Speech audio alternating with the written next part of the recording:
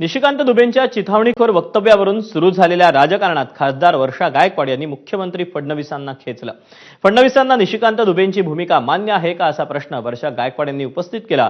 तर भाजप मराठी माणसांना उचकवण्याचं काम करतोय अशी प्रतिक्रिया शरद पवारांच्या राष्ट्रवादीच्या जितेंद्र आव्हाड यांनी दिली।